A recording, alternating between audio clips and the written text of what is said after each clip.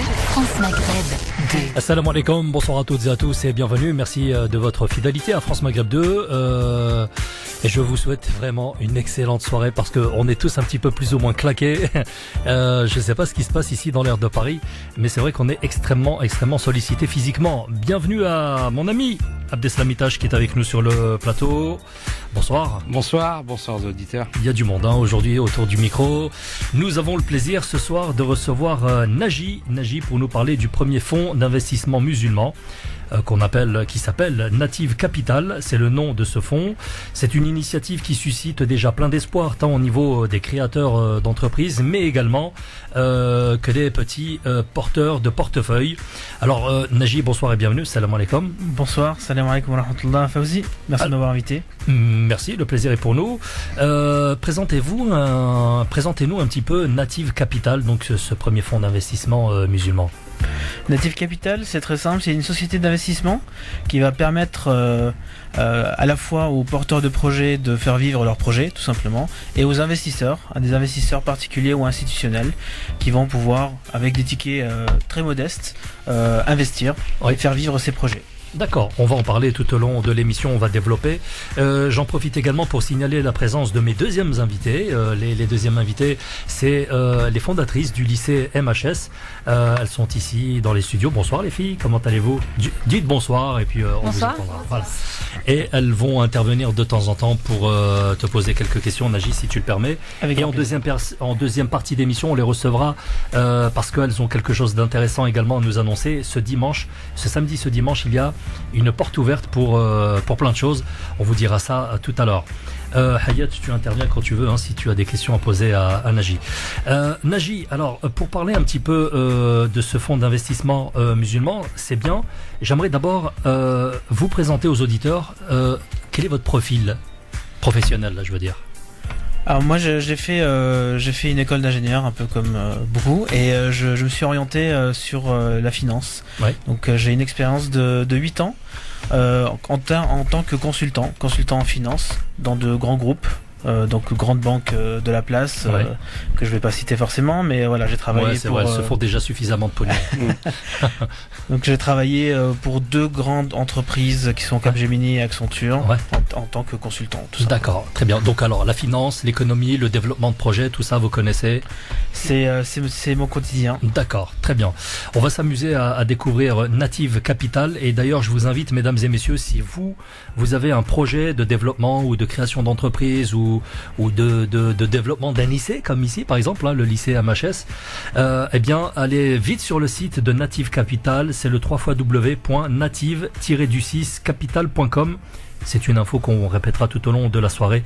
Le fonds d'investissement musulman, premier du nom ici en France, est-ce que cela répond à un problème ou un besoin? Alors ça répond à un vrai besoin. Aujourd'hui, un entrepreneur musulman n'a pas vraiment beaucoup de choix à part faire de la love money, ce qu'on appelle la love money, c'est tout simplement solliciter ses proches pour financer ses projets. L'idée c'est que, enfin, il faut savoir aussi qu'on est un peu bridé si on veut faire du développement, on veut mettre un ticket un peu important pour faire vivre son projet, on est tout de suite limité justement par l'aspect financier et solliciter une banque comme on le sait. L'aspect illicite du riba fait que beaucoup d'entrepreneurs musulmans sont tout de suite freinés et n'ont pas véritablement d'autre choix que soit d'abandonner tout simplement le projet ou de contracter des prêts. Voilà. Ouais. Donc, alors, vous, justement, vous positionnez en tant que bouée de sauvetage pour les personnes qui veulent créer, qui veulent entreprendre, mais qui ne veulent pas prendre de crédit pour éviter justement l'intérêt, la riba. Alors justement, on espère vraiment apporter une solution à ces entrepreneurs, mais aussi aux investisseurs qui ont souvent un petit matelas, capital, on va dire, un petit capital, effectivement, entre 15-20 000 euros. On ne sait pas vraiment quoi en faire. Donc on peut pas forcément investir dans de l'immobilier, on peut pas créer un projet tout seul avec cette somme-là. L'idée, c'est de leur apporter une expertise, une vraie sélection des projets, des projets qui soient viables économiquement évidemment, mais aussi qui respectent leur éthique et leurs convictions et celles des principes de l'islam. Donc nous on fait justement cette charnière, on fait ce travail-là, on fait ce travail de sélection et on apporte ce portefeuille de projets aux investisseurs qui va leur permettre justement d'investir à hauteur de leur épargne. D'accord. Alors si je comprends bien, d'un côté vous apportez des investisseurs à des gens qui veulent créer des entreprises ou développer des projets, et de l'autre côté vous apportez des gens qui ont des projets à financer, vous les présentez à des investisseurs. Alors d'une part, qui sont les investisseurs? Est-ce que ça peut être moi, vous, Abdeslam, les filles ici autour, les investisseurs? Et est-ce que le ticket d'entrée est de combien par exemple?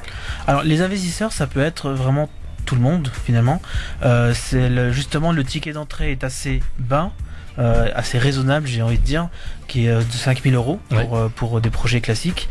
Donc ça permet vraiment à tout le monde de pouvoir, avec cette somme raisonnable, de commencer déjà à investir, de ne plus justement laisser entre guillemets dormir son épargne et de la faire tourner dans l'économie réelle. D'accord, très bien.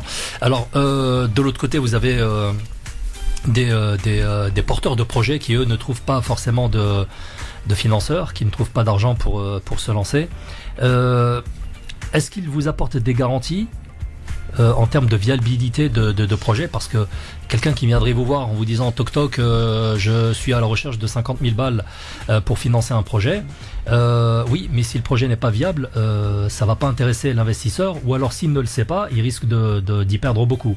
Vous, est-ce que vous apportez votre éclairage? Justement, tout à l'heure vous disiez que c'était votre domaine. Alors effectivement, Fawzi, là tu mets le doigt sur un point très important, qui est l'expertise qu'on met au service de l'entrepreneur qui va mettre des fois sa vie dans un projet. Oui. On va lui apporter la première expertise qui est l'accompagnement, décortiquer un petit peu le business plan, lui permettre justement de calibrer le projet par rapport au marché, par rapport aux attentes qu'il peut avoir de ce projet-là, et les attentes des investisseurs de l'autre côté.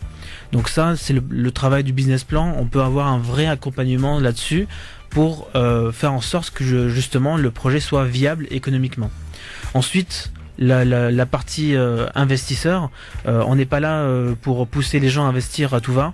Il y a aussi une question de gestion de portefeuille, de gestion de patrimoine lorsqu'on investit. Bien sûr. Lorsqu'on a par exemple en tout et pour tout une épargne de 10 000 euros, il ne s'agit pas de mettre les 10 000 euros sur un projet. C'est œufs dans le même panier. Exactement. C'est le b.a.-ba de la gestion de patrimoine. Du bon investisseur. Exactement. Abdeslam, tu voulais intervenir? Oui, moi je voulais intervenir juste sur cet aspect de jeunes entrepreneurs qui veulent monter leur société et parfois se voient porte fermée devant les banques, sans parler de l'usure, hein. Ne serait-ce que sur cet aspect-là. Aujourd'hui, je pense que votre démarche, elle est aussi sociale. Elle permet justement à des gens qui n'ont pas toujours cette facilité auprès des banques de pouvoir trouver un autre canal pour pouvoir financer. Ensuite, la partie qui m'a plu, j'étais sur votre site, c'est l'aspect éthique. Vous ne financez pas un magasin d'armes, par exemple, ou un casino, ou un casino, ou un bistrot, ou autre. Et en fait, ce qu'il faut savoir pour les investisseurs, sachez que il y a une éthique. Votre argent sera investi dans des choses qui sont licites et qui vous permettront de pouvoir, d'aider un jeune entrepreneur, de ne pas laisser votre argent dans des bas de laine et qui du coup ne travaille pas. C'était vraiment à souligner. Je pense que Fawzi, assez souvent ici, t'as invité des jeunes entrepreneurs qui avaient souvent des difficultés à justement trouver des financements, qui ramaient pas mal et qui faisaient des économies de bout de chandelle pour essayer justement de finir le mois. Je pense que ça serait vraiment une bouffée d'oxygène dans le monde entrepreneurial qui aujourd'hui se retrouve vraiment en difficulté parce qu'il n'y a pas d'aide. Et effectivement, on s'est rendu compte depuis qu'on existe, il y a quelques années maintenant, justement l'aspect social. Les entrepreneurs dans notre communauté sont nombreux, les projets sont vraiment de qualité, et là où des banques peut-être ne sont pas capables ou n'ont pas envie de prendre le risque de se positionner, nous ce qu'on dit c'est que le plus important c'est l'équipe, les porteurs de projet et aussi le projet. Et nous, notre étude, elle se concentre sur ça et non pas la provenance sociale de tel ou tel porteur de projet. On regarde vraiment le projet, comment il est ficelé, et s'il est mal ficelé, on s'occupe justement de faire en sorte qu'il le soit. Et s'il il ne l'est pas in fine, on le propose pas aux investisseurs tout simplement. D'accord. Alors pour que les auditeurs comprennent bien, un investisseur qui rentre dans le capital d'une société devient associé et actionnaire, et donc l'entrepreneur ne doit pas rembourser. Il n'a rien à rembourser, il découvre un nouvel associé. Voilà. Absolument. Alors c'est une alors dans le droit musulman, ça s'appelle la mudaraba. Et la mudaraba, il y a une partie, donc d'un côté Rabb al-Mal, celui qui apporte les fonds, donc l'ensemble des investisseurs, et de l'autre côté, c'est celui qui va faire le travail, qui a l'expertise et qui va gérer l'opérationnel. D'accord. Donc nous, on utilise tout simplement ce contrat, on va dire, du droit musulman. Ça s'appelle la mudaraba. La mudaraba. D'accord. D'accord. Et on peut donner un exemple concret, d'ailleurs, qui est sur les fourneaux en ce moment. Ah ben effectivement, merci pour la perche. Aujourd'hui, on est sur un premier projet qui est sur de la restauration, et c'est un projet donc d'acquisition d'un fonds de commerce restaurant à Rueil-Malmaison. D'accord. Avec des perspectives intéressantes en termes de retour sur investissement. D'accord. Et donc la personne qui recherche des fonds, elle travaillerait dans le restaurant lui-même et le ferait tourner. Alors comment ça se passe concrètement? On a ce projet-là, on l'acquiert avec une structure ad hoc qui est Native Capital. Donc l'ensemble des investisseurs sont associés de Native Capital qui, elle, se porte acquéreur du projet. Oui, d'accord. Donc ils sont associés à Native Capital. Absolument. Et Native Capital achète. Et complètement propriétaire du projet en question. D'accord. Alors, quels sont les projets que vous êtes susceptibles de développer à part l'entrepreneuriat? Je sais que vous avez aussi un autre projet sur le feu, c'est dans le médical. Si vous voulez développer, on peut, mais si vous ne le voulez pas, on peut ne pas le développer. Non, je pense que le plus important à savoir, c'est que on n'a pas véritablement de secteur d'activité privilégié. On est sur tous les secteurs d'activité. Maintenant, évidemment, l'expertise fait que on va s'orienter sur tel ou tel sujet parce qu'on a des gens autour de nous qui vont nous apporter la connaissance du secteur d'activité. Bah oui, voilà. Ça c'est bien. Donc aujourd'hui, on a donc sur le secteur de la restauration, évidemment, mais il y a aussi donc l'autre projet dont tu parlais, Fauzi, c'est un centre de cabinet dentaire, tout simplement, à Aulnay, qu'on souhaite financer avec pareil des perspectives très intéressantes en termes de retour sur investissement. Bien sûr. Bon, il faut pas se voiler la face. Les investisseurs cherchent aussi à faire du profit, ce qui est naturel, ce qui est normal, et c'est pas interdit. Il y a aussi d'autres projets qui sont très intéressants. C'est tout ce qui touche à la pédagogie et l'enseignement. Ce soir, on a la chance d'avoir des filles qui se sont lancées dans une aventure il y a quelques années, la création d'un lycée éthique. Ça aussi, ça peut rentrer dans le cadre de financement par Native Capital. Alors ça va me permettre justement de donner peut-être le deuxième pan de l'activité de Native Capital, qui est la construction, la mise en place d'un fonds de dotation. Ce fonds de dotation, il est alimenté par plusieurs sources. La première, c'est les dons, tout simplement. Et la seconde, ce sont des projets qui vont venir alimenter par leurs dividendes ou une partie de leurs dividendes le fonds de dotation. Le fonds de dotation ensuite aura la charge d'investir ou de financer des projets tels que justement des lycées éthiques ou tout simplement dans le domaine de l'éducation de manière générale ou de la formation. Alors puisque beaucoup de personnes recherchent ce genre de financement, essentiellement des musulmans, est-ce qu'on pourrait connaître la position de l'islam par rapport à la démarche d'investissement? Alors l'investissement dans l'islam, alors c'est assez large. Excuse-moi, mais ma question en cache une autre. En fait, c'est la prise de risque. En islam, on doit aussi prendre des risques avec la personne avec laquelle on est associé. C'est ça. Tout à fait. Si je comprends. Le risque, c'est le risque qui induit un gain. C'est-à-dire que si on ne prend pas de risque, il n'y a pas de gain. Ou alors c'est un gain illicite. ou alors c'est un gain évidemment Comme par illicite. exemple quelqu'un qui laisserait son fric à la banque et qui toucherait les 4% ou 5%, voilà. Voilà. Donc ça, c'est effectivement, c'est un gain qui n'est pas licite, tout simplement parce qu'il est garanti. Peu importe ce qui se passe avec l'argent. Oui. Et aussi, on sait même pas d'ailleurs où est investi cet argent-là. Donc en réalité, on ne gère pas grand-chose.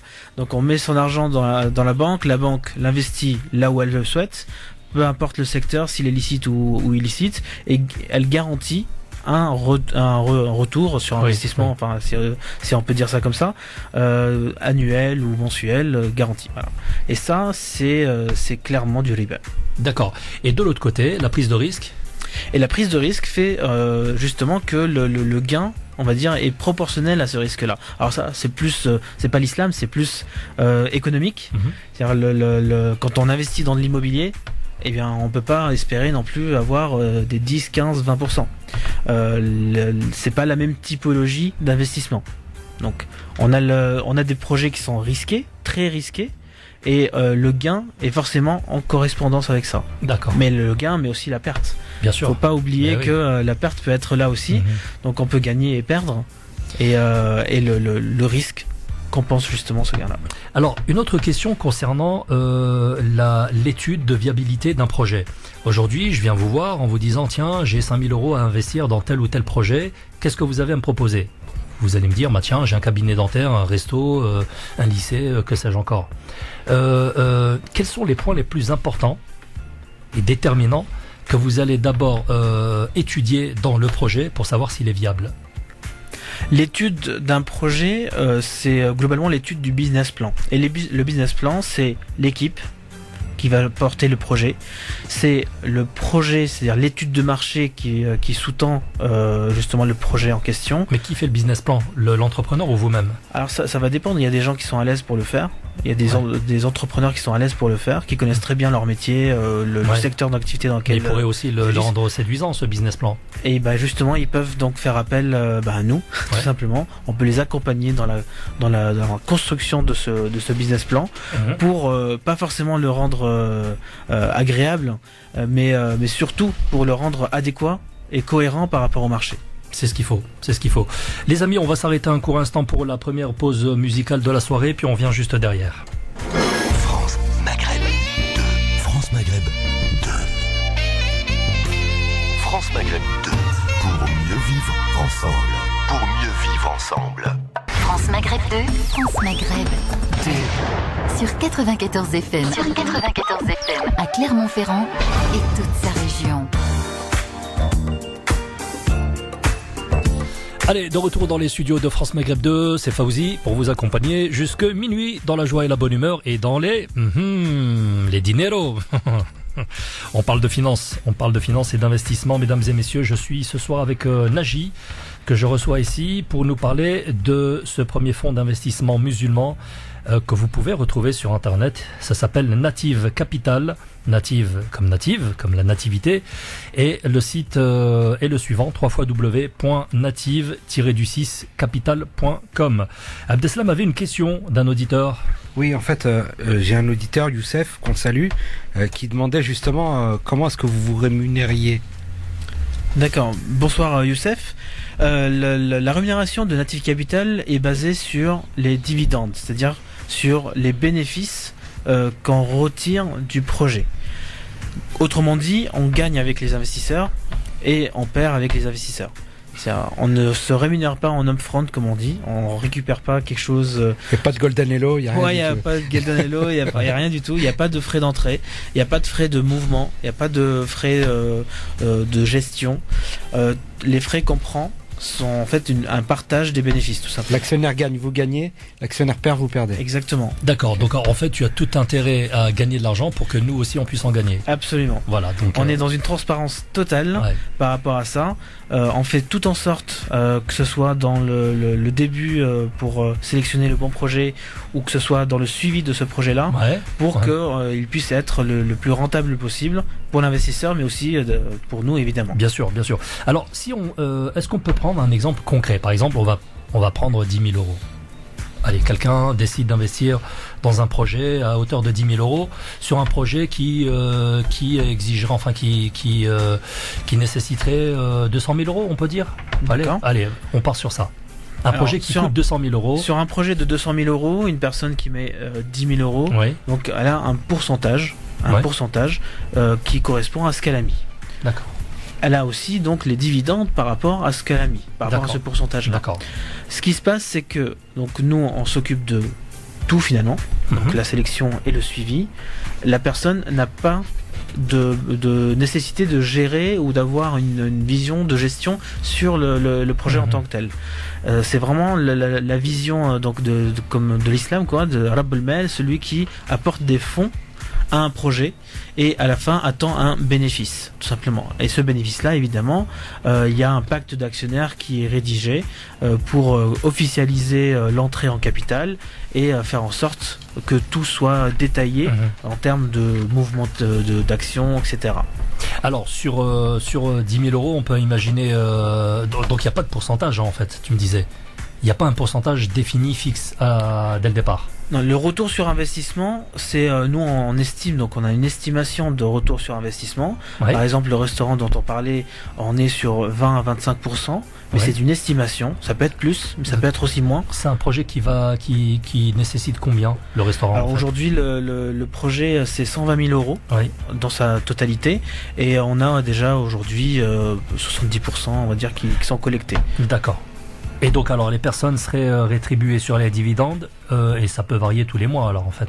Alors effectivement, nous ce qu'on fait, c'est que les dividendes sont calculés de manière comptable à la fin de l'année. Ce qu'on fait nous, c'est qu'on fait 2 fois donc un reversement semestriel et avec une régularisation une fois le bilan arrêté. D'accord. Alors moi j'ai une question. J'ai investi 10 000 euros et je réalise que c'est une affaire qui rapporte bien. J'ai envie de mettre plus. Est-ce que je peux acheter des parts supplémentaires? Alors il est possible d'acheter des parts s'il y a encore des parts à racheter. Donc si le tour de table est déjà clos, comme on dit, il ne sera pas possible de racheter davantage. Par contre, nous on a toujours des projets évidemment, d'autres projets sur lesquels orienter et flécher les épargnes et les investisseurs. Ceci étant dit, ça me permet aussi de parler d'un sujet, c'est les investisseurs déjà en place qui souhaiteraient éventuellement quitter.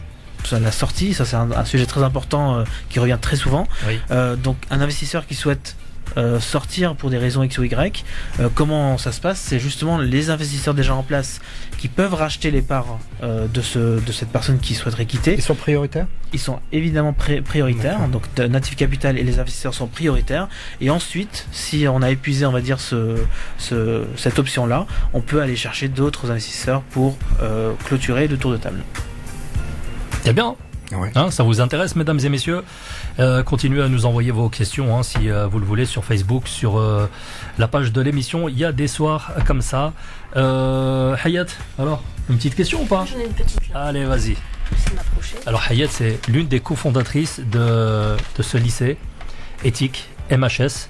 D'ailleurs, on va en parler en deuxième partie d'émission. Alors moi je vais te suivre sur ta question. Du coup, bonsoir par contre aux éditeurs. Bonsoir à tous. Aujourd'hui, on veut pouvoir donc investir. Comment ça se passe? Est-ce que y a une plateforme où il faut s'inscrire sur Native Capital, ou est-ce qu'il faut faut s'entretenir d'abord avec vous et puis ensuite vous étudiez donc le dossier, ce que la personne a à mettre sur la table? Comment ça se passe concrètement? Alors, le processus aujourd'hui d'investissement est très simple. On prend contact, on regarde, la première étape c'est de savoir justement si le projet est en adéquation avec vos objectifs et votre profil de risque. Il y a des gens qui sont très averses au risque, il y a des gens qui sont très à l'aise avec ça, donc il faut déterminer d'abord cette partie-là. Ensuite, comment ça se passe? C'est très simple. Il y a des statuts d'entreprise de Native Capital et il y a un pacte d'actionnaires. Les deux doivent être pris en connaissance, regarder ces éléments-là par l'investisseur et une signature pour entériner l'accord. Et après, il y a tout simplement un virement qui vient clôturer le processus de collecte. D'accord. Alors par contre, on entend beaucoup de mots qui peuvent être assez compliqués, pacte d'actionnaires, risque, prise de risque. Pour une personne lambda qui ne s'est jamais lancée dans ce type de projet, comment est-ce que vous les accompagnez, eux, pour le coup ? Alors justement, cette partie entretien avec l'investisseur va permettre à l'équipe dirigeante de déterminer justement si la personne est à l'aise avec le risque, sait de quoi elle parle, enfin quand elle veut investir, est-ce qu'elle est à l'aise avec ça ou pas. Donc nous, on va permettre justement, au travers de quelques questions, de savoir un peu le passé, en tant qu'investisseur, etc., de déterminer ce profil, donc ce profil de risque. Une fois qu'on est OK, on va dire, avec ça, on peut aller plus loin, justement, en signant, en souriant, tout le monde soit d'accord, on va dire, avec les statuts et le pacte d'actionnaires. Les statuts, c'est un petit peu le fonctionnement de l'entreprise. Le pacte d'actionnaires, c'est en gros, c'est ce qui régit les relations entre actionnaires d'une entreprise. Alors, j'ai été également cet après-midi sur votre site internet, que je rappelle d'ailleurs, www.native-du6capital.com. Et j'ai été à la foire aux questions, évidemment, et il y a tout un tas de questions. Voici la question. J'aimerais financer mon développement, mais j'ai peur d'être dilué et ainsi perdre le contrôle de mon entreprise. Ça, c'est vrai que c'est une question qu'on peut se poser. À force d'avoir beaucoup d'actionnaires dans mon entreprise, peut-être que je vais finir par ne plus être le maître de ma société. Alors, il faut bien scinder deux choses. Il y a la personne qui travaille de manière opérationnelle, qui elle a un salaire d'ailleurs. Qui elle peut avoir un salaire, oui. Et une partie des dividendes, et puis les financiers. Donc l'un ne va pas forcément, enfin nous notre objectif n'est pas forcément de prendre la main là-dessus et de virer, on va dire, le porteur de projet. Ouais. L'idée d'un fonds d'investissement, d'une société d'investissement, c'est d'apporter un moyen pour un objectif, pour atteindre un objectif. Ouais. Et nous, notre intérêt, c'est pas forcément d'être majoritaire et d'écraser entre guillemets le porteur de projet. Bien au contraire, si on a investi à un moment donné, c'est parce qu'on croit à ce projet-là, parce qu'on croit à l'équipe déjà en place, et que notre intérêt, c'est de l'accompagner dans l'accomplissement de ses projets et de son objectif, et non pas de la faire sortir, évidemment. Ouais. Alors, il y a quelque chose. Oui, Hanan, tu voulais poser une question. Voilà, vas-y. Oui, bonsoir. En fait, on a parlé depuis tout à l'heure des projets qui veulent être lancés, qui n'ont pas encore été créés. Moi, je suis un entrepreneur, j'ai créé ma structure. Ma structure a été viable pendant quelques années, on va dire les premières années. Elle se trouve en difficulté à un instant T. Est-ce que je peux faire appel à Native Capital à ce moment-là pour me rediriger, pour m'aider à redresser ma structure, pour m'aider à trouver des fonds par ailleurs? Alors c'est très intéressant comme question. L'objet une entreprise qui est en difficulté, il y a plusieurs causes à ça. Ça ne peut pas être une seule cause. Ça peut être tout simplement un contexte économique qui est défavorable à un instant T. Ça peut être un problème, une mauvaise communication, tout simplement. Ça peut être un problème de trésorerie. Donc il y a tout un ensemble de choses. L'idée, c'est d'abord de faire un audit, on va dire, des problématiques que rencontre le porteur de projet et d'apporter la bonne solution. La solution n'est pas forcément toujours financière. Elle peut être structurelle, opérationnelle, ça peut être de la stratégie, et sur tous ces sujets-là, on a la chance de l'équipe Native Capital d'avoir les expertises et les connaissances pour pouvoir justement apporter des réponses à ce niveau-là. Donc en conseil et en stratégie. D'accord, très bien. Une autre question, mais un petit peu plus technique. Je vais vous donner un exemple d'une société qui ferait un chiffre d'affaires de 40 000 euros par mois. Ok. Il a à peu près, entre les salaires, les charges, les matières premières, etc., 20 000 euros de dépenses. Donc il lui reste grosso modo 20 000 euros de bénéfices par mois. Ok. Oui. On multiplie ça par 12 mois. On obtient donc le bénéfice sur l'année. Or, ce bénéfice, c'est le bénéfice qui va être réparti entre tous les actionnaires. Voilà. Absolument. Mais il se trouve que le gérant, lui, décide de refaire systématiquement des travaux, ou alors d'embellir la terrasse, ou de s'acheter du matériel qui va rentrer dans le capital donc de la société qu'il gère. Mais en fait, il va gérer ses travaux et ses dépenses en puisant sur les bénéfices des actionnaires. Ça peut porter préjudice. Comment est-ce qu'on pallie, est-ce que vous palliez à ce genre de problématique ? Alors effectivement, l'attention est portée en début de projet, mais aussi en cours de vie du projet, donc le suivi.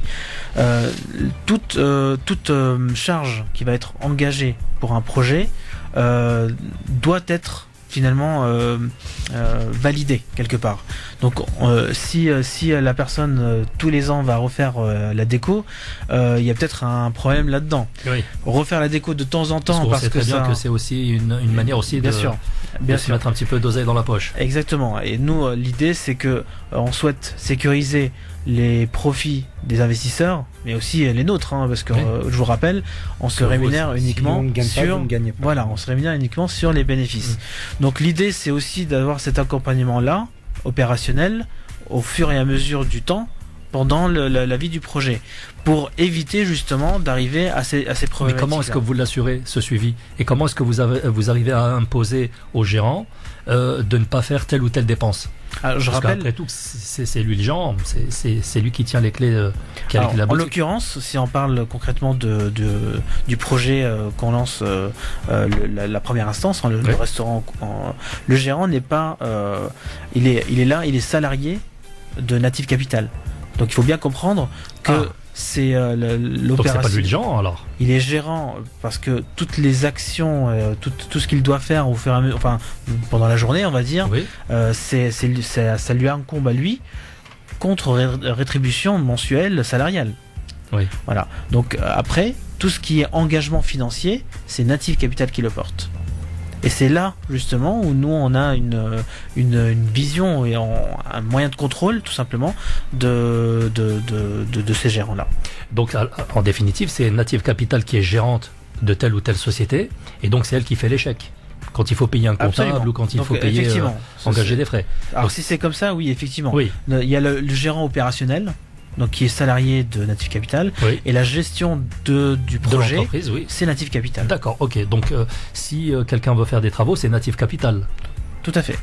Et comment est-ce qu'on... En concertation avec les actionnaires. D'accord. Alors il y a deux typologies de décisions. Il y a des décisions qui sont opérationnelles et qui sont tous les jours.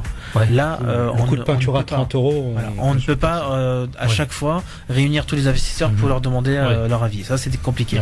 Par contre, dès que le ticket d'investissement est important, dès que le ticket, je veux dire, de charge est important, là, évidemment, ça nécessite une concertation avec les investisseurs, évidemment. D'accord. Est-ce que vous pensez que ce genre de fonds d'investissement éthique, musulman, va tendre à se développer? Et est-ce qu'il va y avoir aussi de la concurrence? Est-ce que ça risque d'aiguiser les appétits? Parce que j'allais dire la masse salariale, mais enfin la masse financière est assez conséquente. Et les musulmans représentent un point économique ici. Alors d'abord je vais répondre à une question que vous posez pas, mais je me permets quand même de répondre. Vas-y. C'est l'aspect islamique. Ouais. Nous on est islamique parce que on se contraint à avoir une sélection rigoureuse des projets qui répondent aux principes de l'islam. Pas parce qu'on est musulman ou quoi, parce que on pense que même économiquement parlant, c'est essentiel d'avoir cette rigueur-là. Donc notre produit, on va dire, il ne s'adresse pas uniquement à des musulmans. Il s'adresse à tous ceux qui se retrouvent dans cette éthique et dans cette rigorosité, cette rigueur de sélection et de gestion. Ça, c'était par rapport donc à l'aspect d'étiquette gagnant-gagnant. Voilà, exactement. C'est ça qui est important à mettre en avant, au-delà du terme islamique qui est finalement juste une étiquette. Oui. Voilà. Le deuxième point qui est la concurrence. La concurrence, elle viendra. Elle est certainement déjà un peu en place. Donc, et plus il y aura de concurrents, mieux c'est. On est énormément.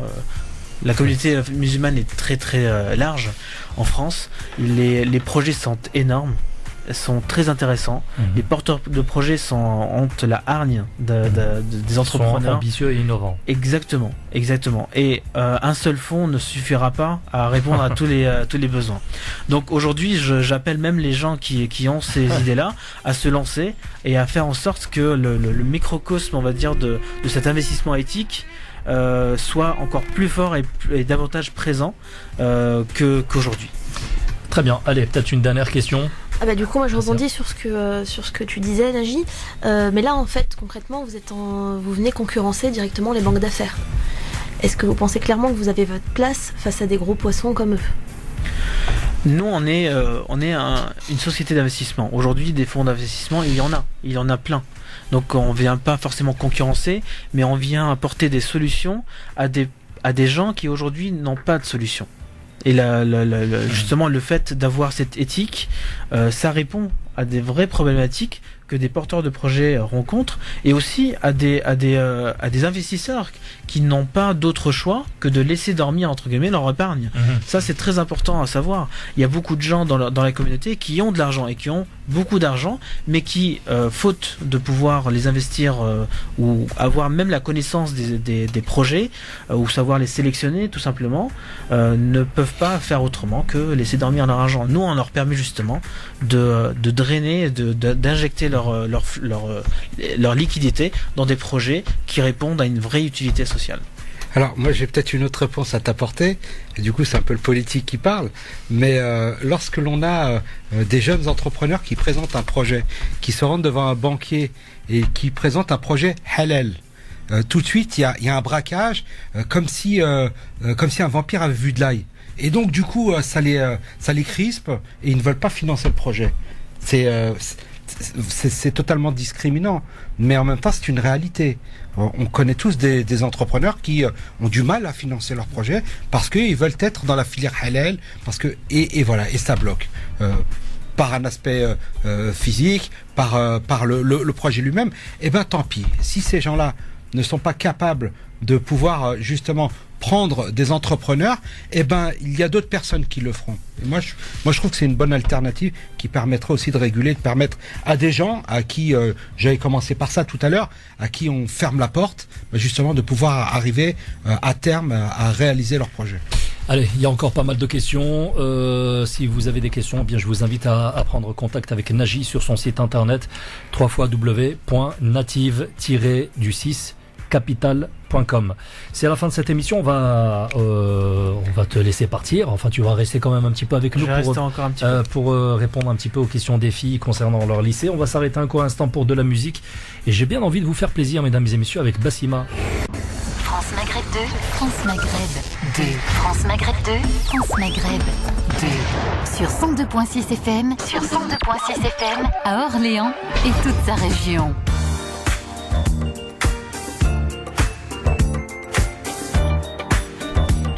Qu'est-ce que ça fait plaisir de faire de la radio le mercredi soir sur France Maghreb, c'est normal, c'est Fawzi qui vous accompagne jusqu'à minuit. Allez, deuxième partie d'émission, j'ai le plaisir de recevoir des habitués de la station, les 3 H comme on les appelle, Hanan et Hayat.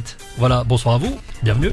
Bonsoir. Bonsoir à tous. Alors ici sur le plateau, on a la chance d'avoir les fondatrices du lycée MHS. Oui. C'est ça. Alors moi j'ai un casque ici et j'entends un de vos téléphones faire des bip bip bip.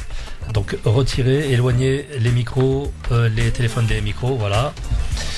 Vous venez nous parler d'un événement qui va se dérouler ce week-end chez vous, le 25 et le 26 mars. Il y aura donc la JPO, la journée porte ouverte, et puis il y aura le forum des métiers de l'orientation. Donc ça c'est très bien, c'est ce qui est dans l'air du temps, c'est ce qu'on recherche, hein, justement des portes ouvertes pour en savoir davantage sur l'établissement scolaire. Est-ce que vous pouvez nous parler un petit peu, qui veut s'exprimer là-dessus, nous parler déjà de la journée de samedi et ensuite de la journée de dimanche. Qu'est-ce qui va se passer, Hanan? Ok. Alors, déjà, je m'excuse parce que j'ai une voix un peu enrouée. Donc, voilà, je viens de sortir de maladie. Donc, en fait, juste pour peut-être pour les personnes qui ne nous connaissent pas encore, rapidement. Donc, on est le lycée MHS Paris. Donc, c'est Méo High School, premier lycée universaliste sur Paris et en France. Donc, en fait, on est un lycée qui fait des classes de la seconde jusqu'à la terminale avec les sections générales, donc S, ES et L. Nous avons ouvert l'année dernière en septembre 2015 Donc là, on est sur notre 2e année, immatriculé au rectorat, donc à l'Académie de Paris. Voilà. Donc samedi prochain, samedi 25, nous avons organisé donc une journée porte ouverte, qui est la 3e de l'année d'ailleurs, puisque nous en avons une en janvier, une en février. Donc ça a permis à des personnes déjà de nous connaître. Et puis ce jour-là, on va vous recevoir. Il y aura Madame Lagan, chef d'établissement, qui sera là également et qui vous recevra avec plaisir, et puis où vous pourrez vous renseigner au sujet du lycée. Également le forum orientation et métiers le dimanche. Donc simplement parce que le lycée donc forme des lycéens, mais aussi on essaie de former les lycéens pour l'après-bac. Donc on essaie aussi de leur ouvrir toutes les portes bien avant le moment de sortir du lycée. Voilà. Et également, je voulais juste rajouter un petit truc parce que c'est une nouveauté du lycée. Donc l'année prochaine, on va ouvrir aussi des classes supérieures. Donc on va ouvrir un BTS MUC, Management des unités commerciales, et un BTS NRC, donc Négociation et relations clients. Qui bien entendu est une formation diplômante à Bac+2, donc qui se fait sur 2 ans. Donc lors de du forum des métiers et de l'orientation, il y aura un stand donc pour pouvoir renseigner sur ce BTS et pouvoir accueillir les personnes. Donc une petite précision, universaliste pour tout, donc même pour le supérieur, c'est-à-dire que du coup les signes religieux ainsi que les pratiques sont aussi autorisés sur les BTS. D'accord, très bien. Voilà. Donc porte ouverte vraiment à tout le monde. Vous accueillez vraiment tout le monde. Exactement. Alors c'est très bien. Moi j'ai retenu quelque chose, c'est que cette année vous avez déjà réalisé d'autres portes, des journées portes ouvertes. Est-ce que c'est porteur, est-ce que c'est intéressant pour vous et aussi pour les élèves? Est-ce que finalement c'est une recette qui marche bien, les portes ouvertes, les forums? En fait, comme dans tout établissement, les personnes avant de s'inscrire veulent venir voir les locaux, rencontrer les équipes pédagogiques, s'imprégner en fait de l'environnement. Et oui, c'est une bonne formule Bien parce sûr. que ça permet donc dans un premier temps aux parents et aux lycéens de venir voir la structure, de venir nous rencontrer, de poser les questions, d'être rassurés également parce que voilà, quand on décide de mettre son enfant dans un lycée privé, donc hors contrat et qui dépend de la Académie de Paris, on veut savoir où on met son enfant, Bien sûr. à qui on confie, parce qu'aujourd'hui, comme on se le dit toujours, vos enfants sont une amène. Et il faut qu'on en prenne soin. Il faut qu'on les amène là où l'objectif, enfin là où on s'est donné cet objectif, donc qui est une réussite scolaire, mais pas que, parce qu'en fait, si vous voulez, aujourd'hui, nous, on prend le problème, on va dire, dans son global, et on les accompagne également pour que les enfants d'aujourd'hui, les lycéens d'aujourd'hui, qui sortiront demain du lycée MHS, soient des citoyens accomplis.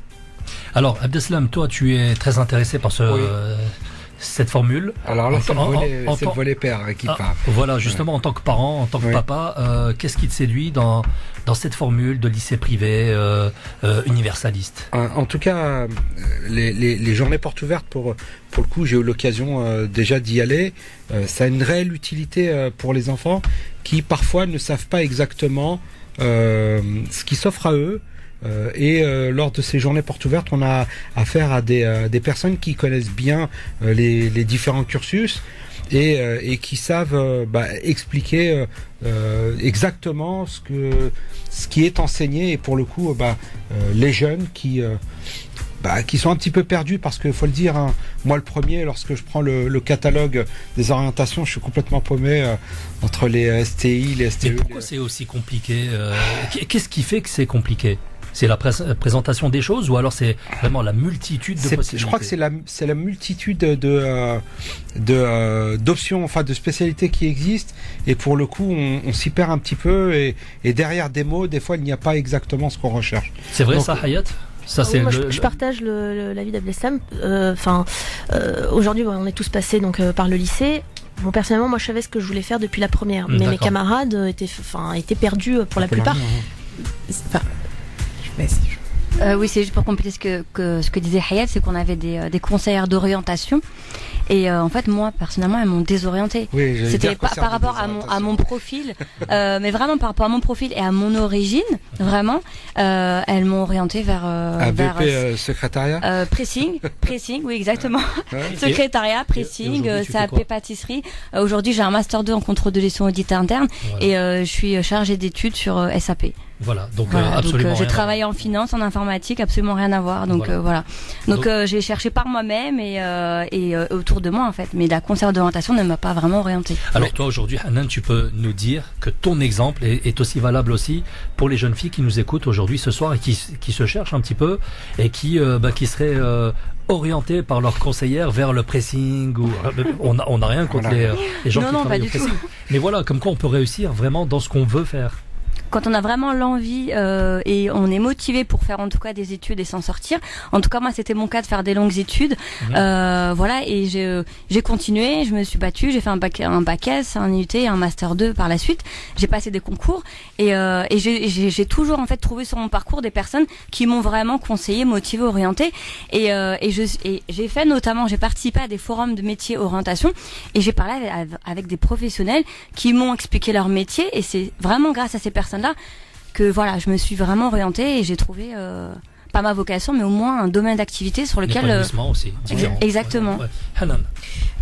Moi en fait je voulais juste rajouter quelque chose aussi par rapport à l'orientation, c'est qu'aujourd'hui on a tendance à concentrer beaucoup les jeunes sur APB. Il faut savoir qu'il y a pas mal de formations où on n'est pas obligé de passer par APB. Alors, parce que je vois. APB? Alors l'APB donc c'est le portail en fait sur lequel on doit saisir ses vœux. Donc pour les universités, les écoles, etc. Et en fait, la problématique aujourd'hui, c'est qu'on a souvent des jeunes qui sont hyper stressés parce que sur l'APB, ils n'arrivent pas à trouver vraiment ce qu'ils veulent. Et en fait, ils se rendent pas compte que finalement, il y a beaucoup d'écoles et beaucoup de formations en fait qui n'obligent pas à passer par l'APB où en fait on doit postuler directement dans l'établissement. D'accord. Voilà. Et ça c'est après le bac. Après le bac, exactement. Donc voilà, donc en fait, je pense que c'est intéressant aussi. Enfin, nous lors du forum des métiers et de l'orientation, donc on aura un stand qui sera spécialisé dans l'orientation et qui justement pourra permettre de donner en fait les écoles d'ingénieurs, écoles de commerce, les BTS et autres qui sont accessibles en fait hors du portail APB et où il faut postuler directement et ce qui peut être aussi intéressant pour les jeunes. Alors si je te comprends bien, Hanan, en fait, ce portail APB serait comme dans l'esprit des jeunes d'aujourd'hui, serait un passage obligatoire alors qu'il ne l'est pas.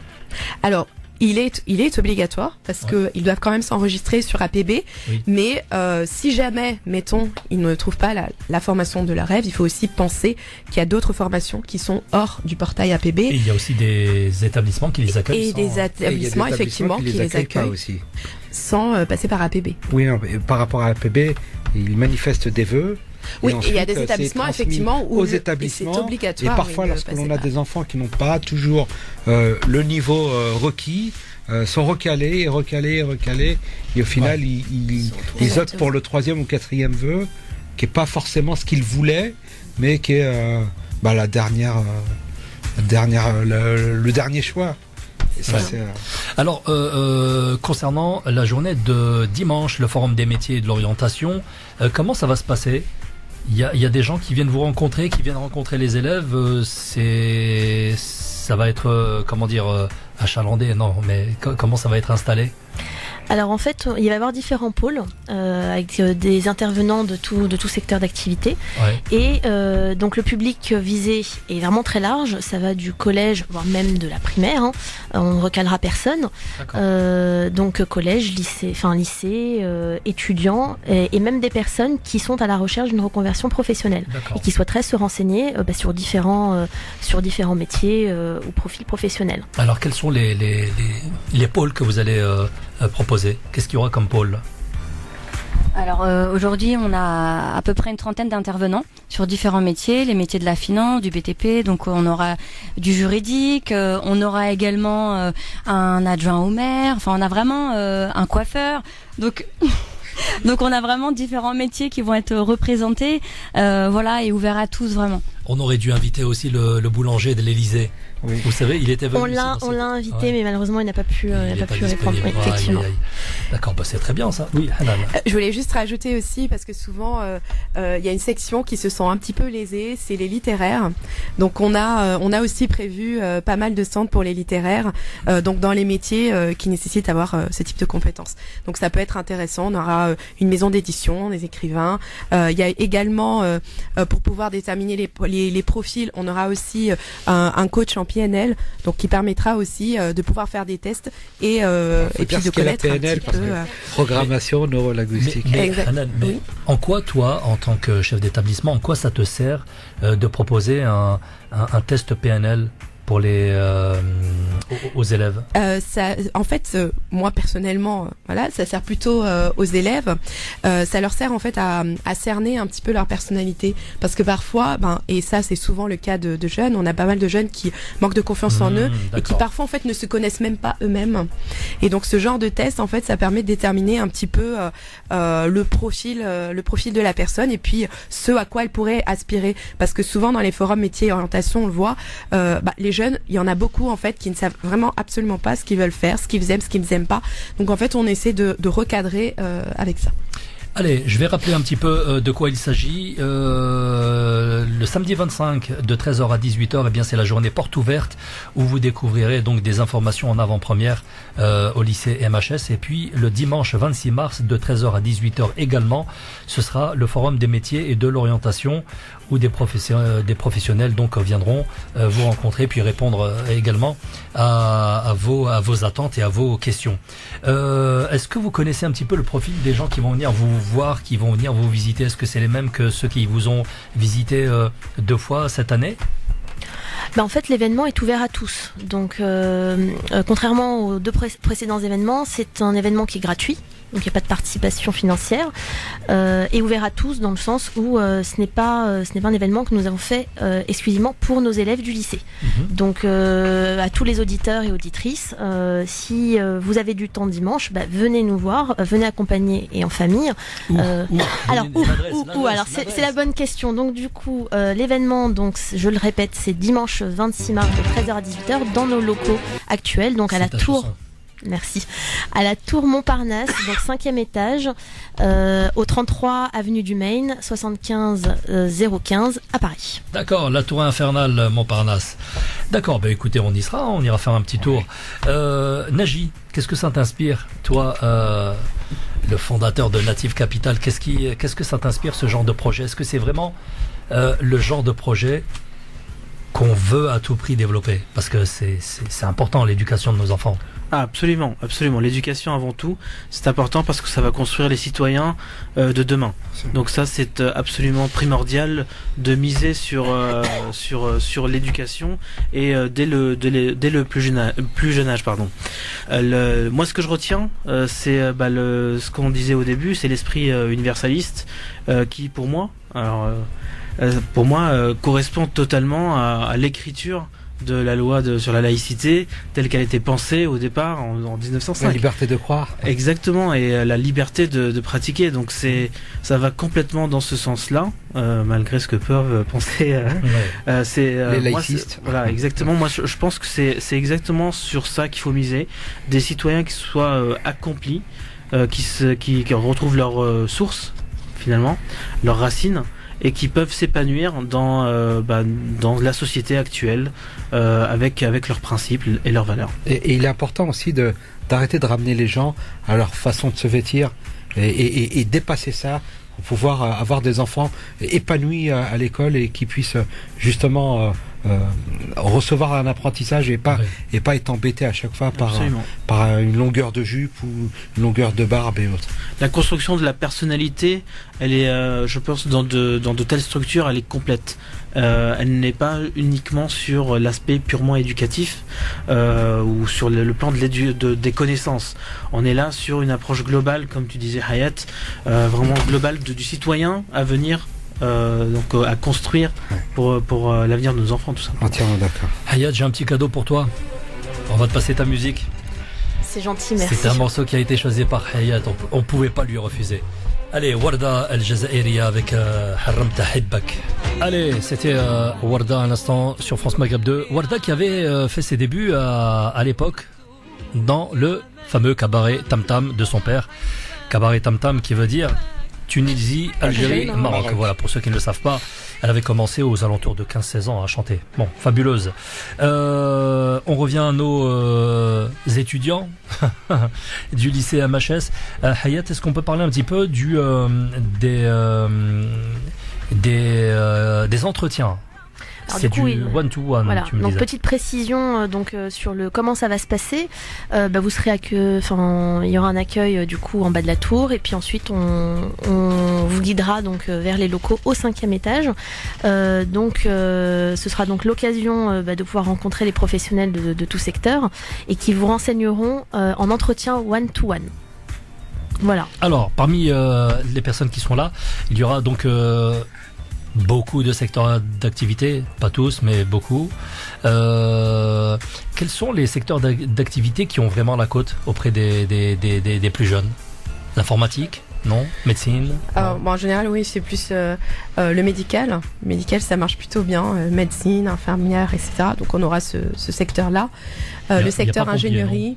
Il n'y a pas pompier. On n'a pas réussi à en trouver. On n'a pas réussi à en trouver, mais il y a le secteur ingénierie aussi où il y a de la demande. Donc là, sur le secteur ingénierie, il sera assez hétérogène. Il y a pas mal de monde puisqu'on va avoir plusieurs secteurs. L'ingénierie en finance, en informatique, en BTP. On va avoir aussi en aéronautique, non, c'est ça? Effectivement, oui, Ouais, consultant en aérospatial. Aérospatial, pardon. Voilà, enfin, on a plusieurs secteurs dans l'ingénierie. On va avoir aussi les métiers du droit. Ouais. Donc tous les métiers du droit, avocat, on a du juridique, assistant juridique et autres. On va avoir aussi un secteur qui va être plutôt social. Où on va avoir des éducateurs spécialisés, on va avoir assistant social et autres. Et ensuite, on aura un secteur plutôt littéraire, donc ce que je disais tout à l'heure, parce qu'on a pensé aussi au profil littéraire, où là on va avoir tous les métiers qui sont liés aux maisons d'édition et autres, journalisme. On va avoir des médias aussi, et puis les ressources humaines. Voilà, écrivains, ressources humaines. Voilà. Donc on aura quand même pas mal de secteurs qui vont être représentés par des professionnels en plus qui ont quand même pas mal d'expérience, donc ce qui peut être très intéressant pour les jeunes. Très bien, je vais faire un petit rappel de cet événement. Samedi 25 de 13h à 18h, journée porte ouverte au lycée MHS, et puis le dimanche 26 mars de 13h à 18h, ça sera le forum des métiers et de l'orientation. Où vous rencontrerez donc des professionnels, et ça va se passer à la Tour Montparnasse au 5e étage. Inutile de vous donner la rue où se trouve la Tour Montparnasse. Non, pour le GPS ça peut être intéressant. Donc 33 avenue du Maine, 75 015 Paris. Voilà, Tour Montparnasse au 5e étage. Alors surtout ne vous trompez pas, c'est vrai on peut avoir une problématique. Il y a 2 entrées, donc vraiment l'entrée principale avec l'accueil et le passage obligatoire au niveau du poste de sécurité. C'est l'entrée des artistes. Exactement, effectivement. Ouais. On va marquer une pause publicitaire et musicale, et puis on revient pour conclure cette émission. À tout suite. Allez, de retour dans les studios de France Maghreb 2. Pour ceux qui ont kiffé le morceau, bien, je vais vous rappeler qui c'est. Il s'agit de les Commodores avec Night Shift. Un titre qui faisait plaisir à notre ami Abdeslam. C'est lui qui l'a demandé en douce. C'est ça. On va terminer cette émission, on va la conclure avec les filles. Ce soir, nous avons Hayat, Hanan et Hanan, les 3 H. Elles vous invitent à leurs événements. Je vais vous rappeler, je vais laisser Hayat le faire. Je suis fatigué, moi, je te laisse la main. Je te remercie. Donc du coup, à vos agendas, ce week-end, un combo. Donc samedi 25 mars, journée porte ouverte du lycée MHS Paris, de 13h à 18h. Donc venez rencontrer l'équipe pédagogique, la direction et la chef d'établissement du lycée, et visiter également les locaux. Et ensuite, dimanche, donc 26 mars, de 13h à 18h également, la journée donc forum des métiers et de l'orientation, de 13h à 18h également. Tout ça dans nos locaux actuels, donc Tour Montparnasse, 33 avenue du Maine, 75 015 à Paris. Pour plus d'informations, n'hésitez pas à consulter notre site internet www.meohighschool.org. Je répète, www.meohighschool.org. Et n'hésitez pas également à consulter donc nos réseaux sociaux, compte Facebook lycée MHS Paris, Twitter lycée MHS Paris. Très bien, on a fait le tour de la question. Hanan et Hanan, un petit mot juste vous remercier de nous avoir reçus dans votre émission, et puis dire aux auditeurs qu'on les attend avec grand plaisir le 25 et le 26 pour les rencontrer. On sera là, nous, on sera présents. Inch'Allah. Et oui, un dernier petit mot, Fawzi fera partie donc des intervenants pour On fera le la nécessaire. présentation donc du métier d'animateur radio. Ouais, parce que j'ai mal travaillé à l'école quand j'étais petit. Donc voilà. Non, il n'y a pas Voilà. de sous-métier. Hein. Tant qu'on fait ce qu'on Pourtant, aime. mon père m'avait prévenu. Tu travailles mal à l'école, tu vas finir animateur de la radio. Bon, allez, c'est la fin de cette émission. Merci de nous avoir accompagnés. On se retrouve lundi prochain avec d'autres invités et d'autres aventures. En attendant, faites de beaux rêves. Bisous, bisous. Ciao, ciao. France Maghreb 2, France Maghreb 2. Sur 99.8 FM, sur 99.8 FM au Havre et toute sa région.